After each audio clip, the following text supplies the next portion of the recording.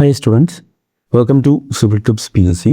അപ്പോൾ ഇന്ന് നമ്മൾ ആ ഒരു ടിമ്പർ എന്ന പോർഷനിലുള്ള ഡിഫക്റ്റിൽ മറ്റൊരു ഡിഫക്റ്റ്, നാച്ചുറൽ ഫോഴ്സ് കാരണമുണ്ടാകുന്ന ഡിഫക്റ്റുകളാണ് നമ്മൾ ഈ ഒരു വീഡിയോയിൽ കൂടെ നോക്കുന്നത്. ഓക്കെ, ഈ ഒരു നാച്ചുറൽ ഫോഴ്സ് കാരണമുണ്ടാകുന്ന ഡിഫക്റ്റുകളാണ് നമ്മൾ ഈ ഒരു വീഡിയോയിൽ കൂടെ നോക്കുന്നത്. ആദ്യത്തേതാണ് ബേൾസ് ഓർ എക്സ്ക്രീനസെൻസ് എന്ന് പറയുന്നത്. ഓക്കെ, എന്താണ് ബേൾസ് ഓർ എക്സ്ക്രീനസെൻസ് എന്ന് പറയുന്നത്? ബേൾസ് ഓർ എക്സ്ക്രീനസെൻസ് എന്ന് പറഞ്ഞാൽ ആ ഒരു ടിമ്പറിൻ്റെ യങ്ങർ ഏജിൽ തന്നെ അതിന് പെട്ടെന്ന് സഡനായിട്ടുള്ള ഒരു ഷോക്കോ അല്ലെങ്കിൽ ഒരു ഇഞ്ചുറിയോ കാരണം ഈ ഒരു ഫിഗറിൽ കാണുന്നത് പോലെ ഇറഗുലർ പ്രൊജക്ഷൻസ് ഫോം ചെയ്യാറുണ്ട്. ഓക്കെ, അപ്പോൾ എന്താണത്? യങ്ങർ ഏജിൽ തന്നെ സഡനായിട്ടുള്ള ഷോക്കോ അല്ലെങ്കിൽ ഇഞ്ചുറി കാരണമോ ആ ഒരു ടിമ്പറിന് ഈ ഒരു ഫിഗറിൽ കാണുന്നത് പോലെ ഇറഗുലർ പ്രൊജക്ഷൻ ഫോം ചെയ്യും. അതിനെയാണ് നമ്മൾ എന്തോന്ന് പറയുന്നത്? ബേൾസ് ഓർ എക്സ്ക്രീനസെൻസ് എന്ന് പറയുന്നത്. ഓക്കെ, അതിൻ്റെ പോയിന്റ് ഇതാണ്: irregular projection due to sudden shock or injury at younger age. Okay, irregular projection at എങ്ങനെയാണ്? ഡ്യൂ ടു, ഞാനിത് ഇവിടെ എഴുതാം, due to sudden shock or injury കാരണം. അത് യങ്ങർ ഏജിലാണ് കേട്ടോ. യങ്ങർ ഏജിൽ തന്നെ സഡനായിട്ടുള്ള ഷോക്കോ അല്ലെങ്കിൽ എന്തെങ്കിലും ഇഞ്ചുറി കാരണം ഈ ഒരു ഇറഗുലർ പ്രൊജക്ഷൻ ഫോം ചെയ്യും. അതിനെയാണ് നമ്മൾ ബേൾസ് ഓർ എക്സ്ക്രീനസെൻസ് എന്ന് പറയുന്നത്. ഓക്കെ, ഇതിൽ അടുത്താണ് നമുക്ക് നോക്കേണ്ടത് കാലസ് എന്ന് പറഞ്ഞാൽ ഒരു സോഫ്റ്റ് ടിഷ്യൂവിനെയാണ് നമ്മൾ കാലസ് എന്ന് പറയുന്നത്. ഓക്കെ, അതായത് ഇപ്പം നമ്മുടെ ശരീരത്തൊക്കെ നമ്മൾ മുറിവുണ്ടായി കഴിഞ്ഞ് അത് ഉണങ്ങിക്കഴിഞ്ഞാൽ ആ ഒരു തൊലി, ആ ഒരു സ്കിന്ന് നമുക്ക് വീണ്ടും പഴയതുപോലെ കവറായി വരും. അതുപോലെ ടിമ്പറിന് ഇതുപോലെ എന്തെങ്കിലും ചെറിയൊരു മുറിവ് എന്തെങ്കിലും സംഭവിച്ചാൽ അതിനെ കവർ ചെയ്തുകൊണ്ട് ഒരു സോഫ്റ്റ് ടിഷ്യൂ ഫോം ചെയ്യും. ഓക്കെ, ആ ഒരു ഡിഫക്റ്റിനെയാണ്, ആ ഒരു ഇതിനെയാണ് നമ്മൾ കാലസ് എന്ന് പറയുന്നത്. Soft tissue or skin covering the wound of ട്രീനെയാണ് നമ്മൾ കാലസ് എന്ന് പറയുന്നത്. ഈ ഒരു ഫിഗറിൽ നിങ്ങൾക്കത് കണ്ടാൽ മനസ്സിലാവും. ടിമ്പറിന് ആ ഒരു ചെറിയൊരു വൗണ്ട് സംഭവിച്ചിട്ടുണ്ട്. അവിടെ ഒരു സോഫ്റ്റ് ടിഷ്യൂ എന്നിട്ട് ഈ കാണുന്നത് പോലെ കവറായിട്ടുണ്ട്. ഓക്കെ, അപ്പോൾ അതിനെയാണ് നമ്മൾ എന്തോന്ന് പറയുന്നത്? കാലസ് എന്ന് പറയുന്നത്. ഓക്കെ, കാലസ് എന്ന് പറയുന്നത്. ഓക്കെ, അപ്പോൾ കാലസ് എന്ന് പറയുന്നത് എന്താണ്? A soft tissue or skin covering the wound of tree. Okay, wound of tree, അതിനെയാണ് നമ്മൾ കാലസ് എന്ന് പറയുന്നത്. Okay, soft tissue or skin covering the wound of tree, അതിനെയാണ് നമ്മൾ കാലസ് എന്ന് പറയുന്നത്. ഓക്കെ, ദെൻ അടുത്തതാണ് കെമിക്കൽ സ്റ്റെയിൻ എന്ന് പറഞ്ഞാൽ വേറെ ഒന്നുമില്ല, നമ്മുടെ ഈ ഒരു കെമിക്കൽ അറ്റാക്ക് മൂലം അതിന് ഡിസ്കളറേഷൻ സംഭവിക്കും. ഇവിടെ നിങ്ങൾക്ക് നോക്കിയാൽ മനസ്സിലാവും ഈ ഒരു ഡിസ്കളറേഷൻ ഒക്കെ സംഭവിച്ചിട്ടുള്ളത്. അപ്പോൾ അത് കെമിക്കൽ അറ്റാക്ക് മൂലം ഡിസ്കളറേഷൻ സംഭവിക്കുന്നതാണ്. അതിനെയാണ് എന്തോന്ന് പറയുന്നത്? കെമിക്കൽ സ്റ്റെയിൻ എന്ന് പറയുന്നത്. ഓക്കെ, അപ്പം ഡിഫക്റ്റ് ഡ്യൂ ടു നാച്ചുറൽ ഫോഴ്സിൽ നമ്മൾ ഏതൊക്കെ പഠിച്ചു? ബേൾസ് ഓർ എക്സ്ക്രീനസെൻസ് എന്ന് പഠിച്ചു, കാലസ് പഠിച്ചു, കെമിക്കൽ സ്റ്റെയിൻ പഠിച്ചു. ദെൻ അടുത്തതാണ് coarse grain. Okay, coarse grain എന്ന് പറഞ്ഞാൽ നമ്മൾ ഈ ഒരു ട്രീസ് റാപ്പിഡ് ഗ്രോത്ത് മൂലം വൈഡർ ആനുവൽ റിങ്സ് ഫോം ചെയ്യും. ഓക്കെ, അതിനെയാണ് നമ്മൾ കോഴ്സ് ഗ്രെയിൻ എന്ന് പറയുന്നത്. ഓക്കെ, അതിവിടെ പറയുന്നുണ്ട്, due to rapid growth of tree the annual rings are wided. Okay, ട്രീയുടെ പെട്ടെന്നുള്ള വളർച്ച മൂലം ആനുവൽ റിങ്സ് വൈഡറായിട്ടായിരിക്കും ഫോം ചെയ്യുന്നത്. ഓക്കെ, അതിനെയാണ് നമ്മൾ ആ ഒരു കോഴ്സ് ഗ്രെയിൻ എന്നതുകൊണ്ട് സൂചിപ്പിക്കുന്നത്, ആ ഒരു ഡിഫക്റ്റ്. ഓക്കെ, അപ്പോൾ ഇത്രയും മനസ്സിലായെന്ന് കരുതുന്നു. ഞാൻ ഒന്നുകൂടെ പറയാം. നാച്ചുറൽ ഫോഴ്സ് എന്ന് പറഞ്ഞാൽ ബേൾസ് ഓർ എക്സ്ക്രീനസെൻസ്, അതെന്താണ്? അത് യങ്ങർ ഏജിൽ അതിന് സഡനായിട്ടുള്ള ഷോക്കോ എന്തെങ്കിലും ഇഞ്ചുറീസ് പറ്റുകഴിഞ്ഞാൽ ഇറഗുലർ പ്രൊജക്ഷൻ ഫോം ചെയ്യും. അതിനെയാണ് നമ്മൾ ബേൾസ് ഓർ എക്സ്ക്രീനസെൻസ് എന്ന് പറയുന്നത്. കാലസ് എന്ന് പറഞ്ഞാൽ എന്താണ്? കാലസ് എന്ന് പറഞ്ഞാൽ ട്രീക്ക് എന്തെങ്കിലും വൗണ്ട് സംഭവിച്ചു കഴിഞ്ഞാൽ അവിടെ ഒരു സോഫ്റ്റ് ടിഷ്യൂ അല്ലെങ്കിൽ ആ സ്കിൻ, സോഫ്റ്റ് ടിഷ്യൂ അല്ലെങ്കിൽ സ്കിൻ എന്ന് നമുക്ക് അതിനെ പറയാം, അത് വെച്ചിട്ട് അവിടെ കവറാവും. അതിനെയാണ് കാലസ് എന്ന് പറയുന്നത്. ഇതിന് കെമിക്കൽ സ്റ്റെയിൻ എന്ന് പറഞ്ഞാൽ കെമിക്കൽ അറ്റാക്ക് മൂലം അവിടെ കളർലെസ് സംഭവിക്കും, ഡിസ്കളറേഷൻ സംഭവിക്കും. അതിനെയാണ് നമ്മൾ കെമിക്കൽ സ്റ്റെയിൻ എന്ന് പറയുന്നത്. ദെൻ കോഴ്സ് ഗ്രെയിൻ എന്ന് പറഞ്ഞാൽ എന്താണ്? ആ കോഴ്സ് ഗ്രെയിൻ എന്ന് പറഞ്ഞാൽ സഡനായിട്ട് ട്രീസ് വളരുന്നത് മൂലം ആനുവൽ റിങ്സ് വൈഡർ ആയിരിക്കും. അതിനെയാണ് നമ്മൾ കോഴ്സ് ഗ്രെയിൻ എന്ന് പറയുന്നത്. ഓക്കെ, ദെൻ അടുത്ത് നമുക്ക് നോക്കേണ്ടതാണ് ഡെഡ്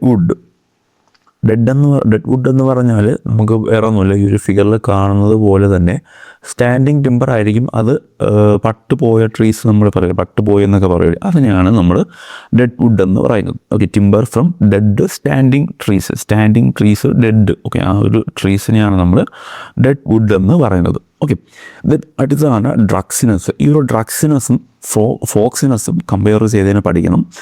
ഡ്രഗ്സിനസ് എന്ന് പറഞ്ഞാൽ ഈ ഒരു ഫിഗറിൽ വ്യക്തമായി നിങ്ങൾക്ക് കാണാൻ കഴിയും, ഒരു വൈറ്റ് സ്പോട്ട് കാണാൻ കഴിയുമല്ലേ? അപ്പോൾ ആ ഒരു വൈറ്റ് ഡീക്കേഡ് സ്പോട്ടിൻ്റെ പ്രസൻസ് ഉണ്ടെങ്കിൽ അതിനെയാണ് നമ്മൾ, ആ ഒരു ഡിഫക്റ്റിനെയാണ് നമ്മൾ എന്തോന്ന് പറയുന്നത്, ഡ്രക്സിനസ് എന്ന് പറയുന്നത്. ഓക്കെ, ഡ്രക്സിനസ്. ഓക്കെ, അപ്പോൾ ഈ ഒരു ഫിഗർ നോക്കി നിങ്ങൾ മനസ്സിലാക്കി വെച്ചിരുന്നാൽ മതി. ഡ്രക്സിനസ് എന്ന് പറഞ്ഞാൽ ആ ഒരു ടിമ്പറിൽ ഒരു white decade spot, white spot ഉണ്ടെങ്കിൽ ആ ഒരു ഡിഫക്റ്റിനെയാണ് നമ്മൾ എന്തോന്ന് പറയുന്നത്, ഡ്രക്സിനസ് എന്ന് പറയുന്നത്. ഓക്കെ, ദെൻ ഫോക്സിനസിനോട്ട് വന്നു കഴിഞ്ഞാൽ, ഫോക്സിനസ് എന്ന് പറഞ്ഞാൽ ആ ഒരു റെഡിഷ് അല്ലെങ്കിൽ brownish spot are formed around the pith. ഈ ഒരു പിത്തിന് ചുറ്റും, ഓക്കെ, പിത്തിന് ചുറ്റും ആ ഒരു റെഡിഷ് അല്ലെങ്കിൽ യെല്ലോ കളറായിരിക്കാം അല്ലെങ്കിൽ ബ്രൗണിഷ് കളറായിരിക്കാം, ആ ഒരു കളറിൽ സ്പോട്ട് പിത്തിന് ചുറ്റും ഫോം ചെയ്യും. ഓക്കെ, ആ ഒരു പിത്തിന് ചുറ്റും ഫോം ചെയ്യുകയാണെങ്കിൽ അതിനെയാണ് ഫോക്സിനസ് എന്ന് പറയുന്നത്. ഓക്കെ, അപ്പോൾ ആ ഒരു ഡ്രക്സിനസും ഫോക്സിനസും മാറിപ്പോകരുത്. ഡ്രക്സിനസ് എന്ന് പറഞ്ഞാൽ എന്താണ്, വൈറ്റ് സ്പോട്ട്, വൈറ്റ് സ്പോട്ടിന് പ്രസൻസ് ഉണ്ടെങ്കിൽ, വൈറ്റ് ഡീക്കേഡ് സ്പോട്ടിൻ്റെ പ്രസൻസ് ഉണ്ടെങ്കിൽ അതിനെയാണ് നമ്മൾ എന്താ പറയുന്നത്, ഡ്രക്സിനസ് എന്ന് പറയുന്നത്. ഓക്കെ, വൈറ്റ്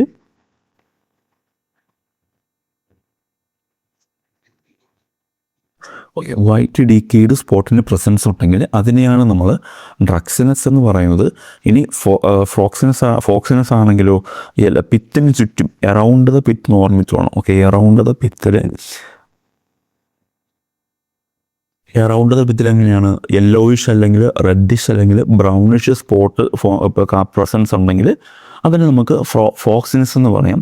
ഇനി ഈ ഒരു ഫോക്സിനസിൽ ആ ഒരു പിത്തിന് ചുറ്റും അങ്ങനെ സ്പോട്ട് വരാനുള്ള കാരണമെന്ന് പറയുന്നത് എന്താണ്, ഒന്നാമത്തെ കാരണം എന്ന് പറയുന്നത് ഓവർ മെച്യൂരിറ്റിയാണ്. ഓക്കെ, ഓവർ മെച്യൂരിറ്റി കാരണം ആ ഒരു ഡിഫക്റ്റ് സംഭവിക്കാം, അല്ലെങ്കിൽ പുവർ വെന്റിലേഷൻ ഒരു കാരണമാകാം. പുവർ വെന്റിലേഷൻ കാരണവും, ഓക്കെ, പുവർ വെന്റിലേഷൻ കാരണം ആ ഒരു ഡിഫക്റ്റ് സംഭവിക്കാം.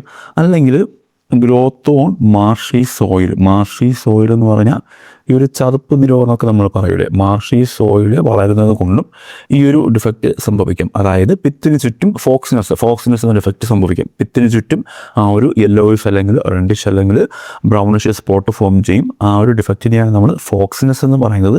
അത് എന്തൊക്കെ കാരണമാണ് ഉണ്ടാകുന്നത്, ഓവർ മെച്യൂരിറ്റി കാരണം ഉണ്ടാകാം, അതുപോലെ പുവർ വെന്റിലേഷൻ കാരണം ഉണ്ടാകാം, അതുപോലെ മാർഷി സോയിലൊക്കെ വളരുന്നത് കൊണ്ടും ആ ഒരു ഡിഫക്റ്റ് സംഭവിക്കാം. ഓക്കെ, ദെൻ അടുത്തതാണ് നോട്ട്സ് എന്ന് പറയാം. നോട്ട്സ് എന്ന് പറഞ്ഞാൽ നമുക്ക് ഈ ഒരു ഫിഗറിൽ കാണുന്നത് പോലെ ആ ഒരു ഡാർക്ക് ഹാർഡ് റിങ് ഫോം ചെയ്യുന്നതിനെയാണ് നോട്ട്സ് എന്ന് പറയുന്നത്. ഓക്കെ, അപ്പോൾ ആ ഒരു നോട്ട്സ് എന്ന് പറഞ്ഞാൽ ആ ഫിഗറിൽ വ്യക്തമായി കാണിച്ചിട്ടുണ്ട്. നിങ്ങളത് കണ്ടിട്ടുണ്ടാവും.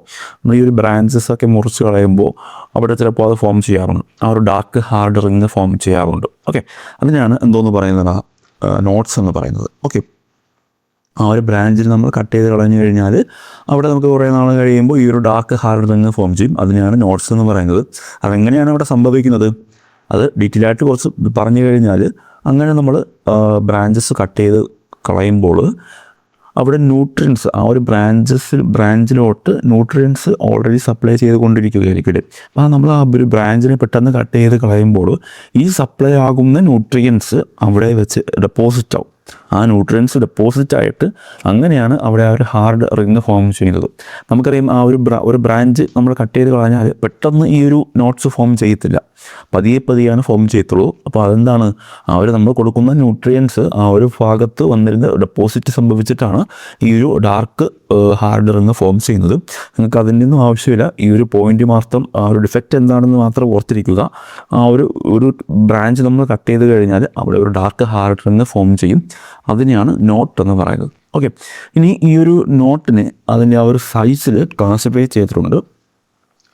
അത് ഇമ്പോർട്ടൻ്റ് ആണ്. അപ് ടു 6.5 mm വരെ ഡയമീറ്റർ ഉള്ളതിനാണെങ്കിൽ അതിനെ നമ്മൾ എന്തോന്ന് പറയുന്നു, പിൻ നോട്ട് എന്നാണ് പറയുന്നത്. Okay, up to 6.5 mm 6.50 mm diameter വരെ ഉള്ളതിനാണെങ്കിൽ അതിനെ നമ്മൾ എന്തോന്ന് പറയുന്നു, പിൻ നോട്ട് എന്ന് പറയുന്നു. ഇനി 6.5 മുതൽ 20 mm വരെ ആണെങ്കിൽ, ഓക്കെ, 6.5 mm മുതൽ 20 mm വരെ ആണെങ്കിൽ അതിനെ നമ്മൾ സ്മാൾ നോട്ട് എന്നാണ് പറയുന്നത്. ഓക്കെ, 6.5 മുതൽ 20 mm വരെ ആണെങ്കിൽ അതിനെ സ്മാൾ നോട്ട് എന്ന് പറയുന്നു. ഇനി 20 to 40 mm വരെ ആണെങ്കിൽ അതിനെ നമ്മൾ മീഡിയം നോട്ട് എന്ന് പറയുന്നു. ഇനി ഗ്രേറ്റർ ദാൻ 40 mm ആണെങ്കിൽ അതിനെ നമ്മൾ ലാർജ് നോട്ട് എന്നും പറയുന്നു. ഓക്കെ, അപ്പോൾ അത് ഓർമ്മിക്കുക. Pin knot, small knot, medium knot, large knot. Okay, ഇനി അതിൽ ഒരു ടൈപ്സ് ഉണ്ട്. ഈ ഒരു ടൈപ്സ് ഓഫ് നോട്ട് നമുക്ക് നോക്കിക്കഴിഞ്ഞാൽ അതിൽ ആദ്യം വരുന്നതാണ് ഈ ഒരു ഡെഡ് നോട്ട്. ഡെഡ് നോട്ട് എന്ന് പറഞ്ഞാൽ നമ്മൾ ആ ഒരു ടിമ്പറിൻ്റെ ഗ്രെയിൻസ് ലൂസ്ലി ഫിൽഡ് ആണെങ്കിൽ ലൂസ്ലി ഹെൽഡ് ആണെങ്കിൽ അതിനെയാണ് നമ്മൾ ഡെഡ് നോട്ട് എന്ന് പറയുന്നത്. അതിലുള്ള ഗ്രെയിൻസ് ലൂസ്ലി ഹെൽഡ് ആയിരിക്കും. സോ ലൂസ്ലി ഹെൽഡ് ആയിരിക്കും, അതെന്താണ് സെപ്പറേറ്റ് ചെയ്യാൻ ഈസിയാണ്. ആ ഒരു രീതിയിൽ കണക്ട് ചെയ്ത് പഠിച്ചിരിക്കുക. ഓക്കെ, അപ്പോൾ ഡെഡ് നോട്ട് എന്ന് പറഞ്ഞാൽ ഗ്രെയിൻസ് ലൂസ്ലി ഹെൽഡ് ആയിരിക്കും, അത് നമുക്ക് സെപ്പറേറ്റ് ചെയ്യാൻ ഈസി ആയിരിക്കും. ഇനി ലൂസ് നോട്ട്, ഇപ്പം ഡെഡ് നോട്ടിൻ്റെ റിലേറ്റ് ചെയ്ത് പഠിക്കുക. ലൂസ് നോട്ട് എന്ന് പറഞ്ഞാൽ ഡെഡ് നോട്ടിൻ്റെ പ്രിലിമിനറി സ്റ്റേജിനെയാണ് നമ്മൾ ലൂസ് നോട്ട് എന്ന് പറയുന്നത്. ഓക്കെ, അപ്പം ഡെഡ് നോട്ടിൻ്റെ പ്രിലിമിനറി സ്റ്റേജ് എന്ന് ഏതെന്ന് ചോദിച്ചാൽ ഏതാണ്ടാ ലൂസ് നോട്ട് എന്നാണ് പറയുന്നത്. ഓക്കെ, അത് രണ്ടും കണക്ട് ചെയ്ത് തന്നെ പഠിക്കണം. ദെൻ അടുത്തതാണ് live knot. Okay, live knot എന്ന് പറഞ്ഞാൽ ഗ്രെയിൻസ് കുറച്ചുകൂടെ ടൈറ്റായിട്ടായിരിക്കും ഫിക്സ് ചെയ്യുക, അത് ഫാമിലി ഫിക്സ്ഡ് ആയിരിക്കും. ഓക്കെ, ഗ്രെയിൻസ് ഫാമിലി ഫിക്സ്ഡ് ആയിരിക്കും. അത് നമുക്ക് എന്താണ് പ്ലെയിൻ ഡിഫിക്കൾട്ടായിരിക്കും, പ്ലെയിൻ ടു ഡിഫിക്കൾട്ട്, അതായത് ഡിഫിക്കൾട്ട് ടു പ്ലെയിൻ, നമുക്കത് പ്ലെയിൻ ചെയ്യാനൊക്കെ അത് ഡിഫിക്കൾട്ടായിരിക്കും ലൈവ് നോട്ട്. ഓക്കെ, അപ്പോൾ അത് ഓർമ്മിക്കുക. ദെൻ അതുപോലെ ടൈറ്റ് നോട്ട് എന്ന് പറഞ്ഞാൽ പ്രിലിമിനറി സ്റ്റേജ് ഓഫ് ലൈവ് നോട്ടാണ്. ഓക്കെ, ടൈറ്റ് നോട്ട് എന്ന് പറഞ്ഞാൽ പ്രിലിമിനറി സ്റ്റേജ് ഓഫ് ലൈവ് നോട്ടിനെയാണ് നമ്മൾ ടൈറ്റ് നോട്ട് എന്ന് പറയുന്നത്. ഓക്കെ, ദെൻ അടുത്തതാണ് ഡീക്കെയ്ഡ് നോട്ട്. ഡീക്കെയ്ഡ് നോട്ട് എന്ന് പറഞ്ഞാൽ അൺസൗണ്ട് നോട്ടിനെയാണ് നമ്മൾ ഡീക്കെയ്ഡ് നോട്ട് എന്ന് പറയുന്നത്. ഓക്കെ, അൺസൗണ്ട് നോട്ടിനെയാണ് നമ്മൾ ഡീക്കെയ്ഡ് നോട്ട് എന്ന് പറയുന്നത്. ദെൻ അത് എന്താണ് അറ്റാക്ക് ബൈ ഫംഗൈയിൽ അറ്റാക്ക് വരാനൊക്കെ സാധ്യതയുണ്ട്.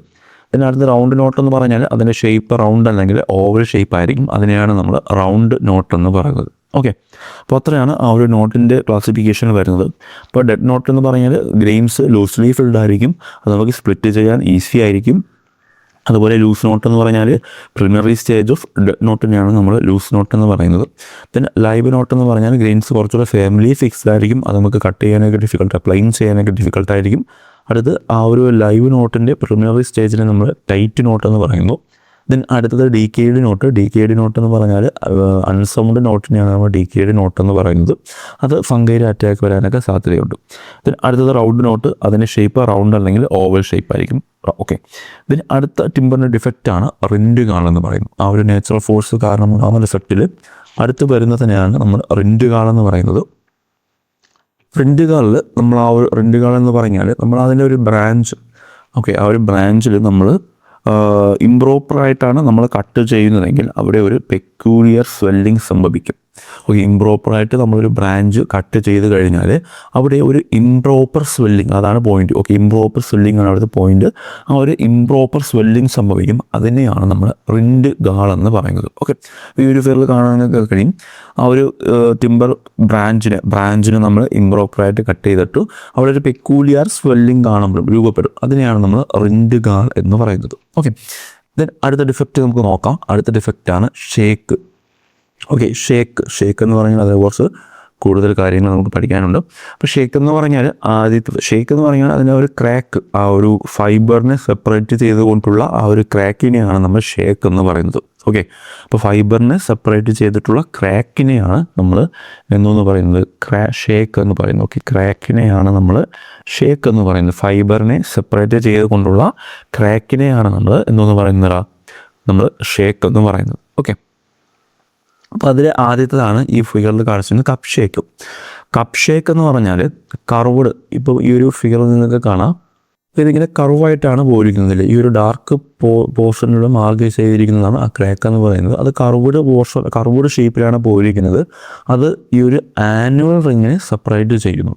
ഓക്കെ, അപ്പോൾ കപ്പ് ഷേക്ക് എന്ന് പറഞ്ഞാൽ കർവ്ഡ് ഷേപ്പാണ്. കർവ്ഡ് ക്രാക്ക് പാർഷ്യലി സെപ്പറേറ്റ് ചെയ്ത ആനുവൽ റിങ്. ഈ ആനുവൽ റിങ്ങിനെ ഫുള്ളായിട്ട് ഇങ്ങനെ അത് എഫക്റ്റ് ചെയ്തിട്ടില്ല, അവിടെ എവിടെയായിട്ട് ഇങ്ങനെയാണ് കാണുന്നത്. സോ അത് ആനുവൽ റിങ്ങിനെ പാർഷ്യലി സെപ്പറേറ്റ് ചെയ്യുന്നു, അതാണ് ഈ ഒരു കപ്പ് ഷേക്ക് എന്ന് പറയുന്നത്. ഓക്കെ, അപ്പോൾ കപ്പ് ഷേക്ക് എന്ന് പറഞ്ഞാൽ curved crack partially separating the annual ring. Okay, curved ക്രാക്കാണ്. അതുപോലെ എന്താണ് partially separating. Okay, partially separating the annual ring, അതാണ് കപ്പ് ഷേക്ക് എന്ന് പറയുന്നത്. ഇനി ദെൻ അടുത്തത് നമുക്ക് നോക്കേണ്ടതാണ് ഈ ഒരു റിങ് ഷേക്ക്.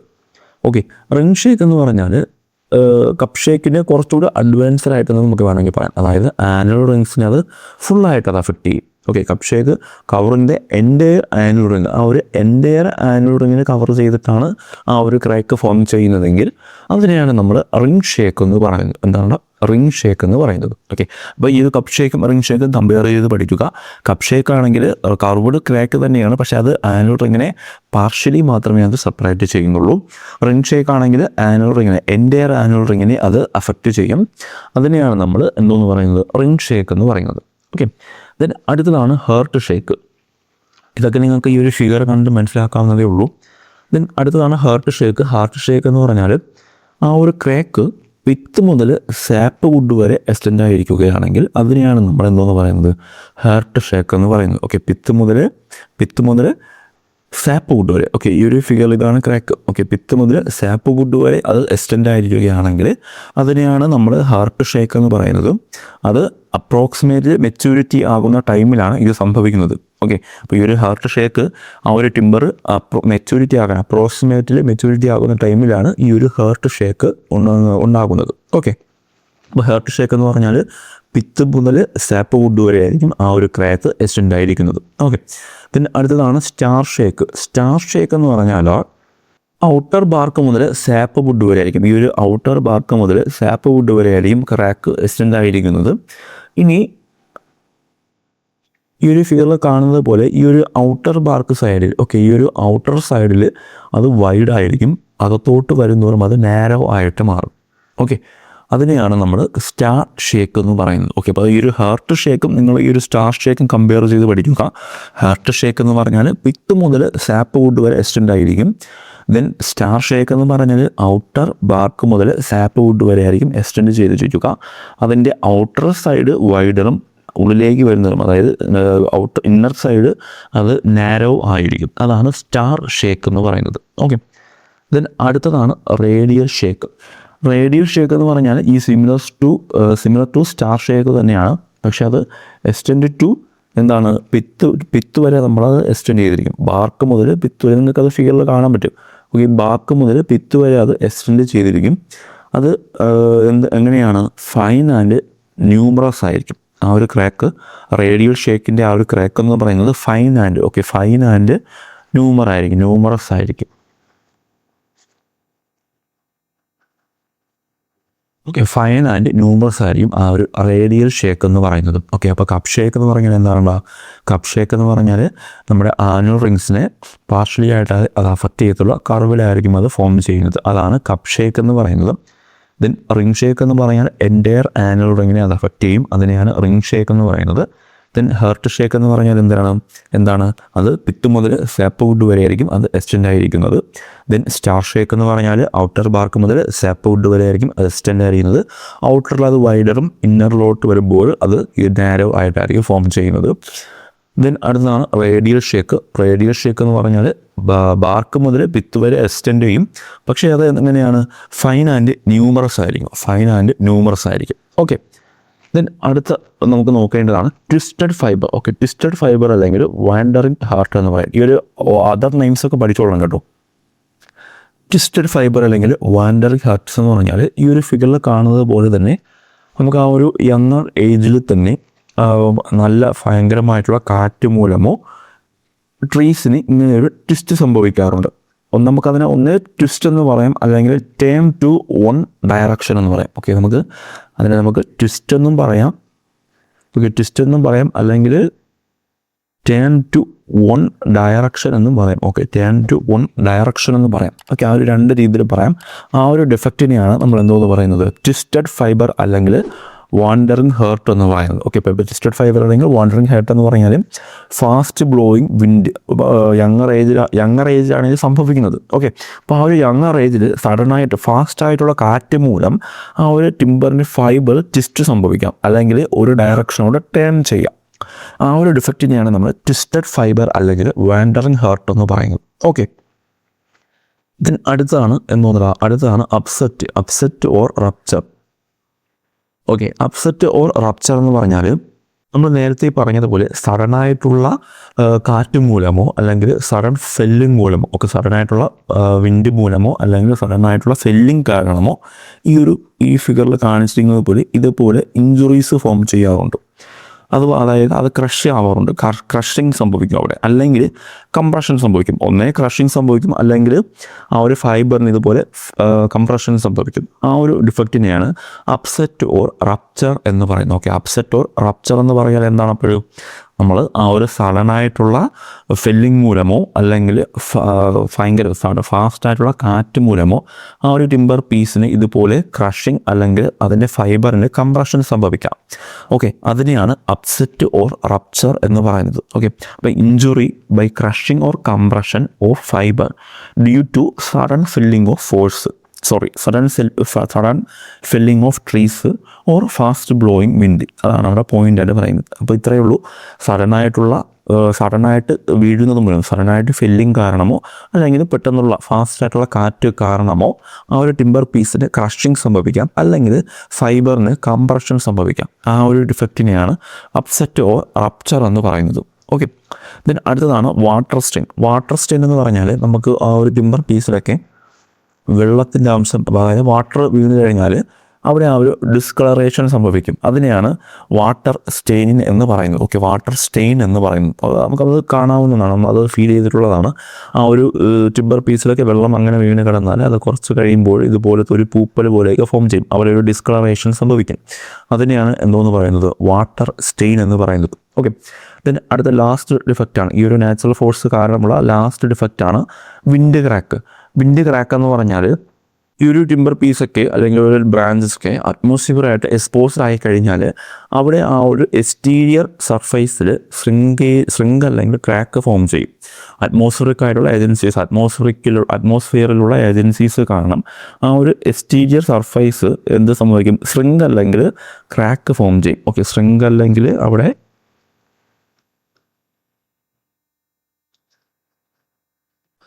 അല്ലെങ്കിൽ ക്രാക്ക് ഫോം ചെയ്യും. അതിനാണ് വിൻഡ് ക്രാക്ക് എന്ന് പറയുന്നത്. ഓക്കെ, അപ്പം അറ്റ്മോസ്ഫിയറുമായിട്ട് എക്സ്പോസ് ആകുമ്പോഴത്തേക്കും അറ്റ്മോസ്ഫിയർ ഏജൻസ് കാരണം അവിടെ ആ ഒരു എക്സ്റ്റീരിയർ സർഫേസിൽ സ്ട്രിങ് അല്ലെങ്കിൽ ക്രാക്ക് ഫോം ചെയ്യും. അതിനെയാണ് എന്തോന്ന് പറയുന്നത്?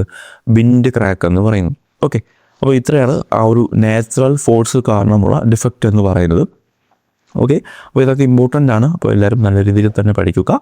നിങ്ങൾക്ക് എന്തെങ്കിലും ഡൗട്ട് ഉണ്ടെങ്കിൽ കമൻ്റായിട്ട് ചോദിച്ചു കഴിഞ്ഞാൽ റിപ്ലൈ തരുന്നതായിരിക്കും. ഓക്കെ, അപ്പോൾ എല്ലാവർക്കും താങ്ക് യു.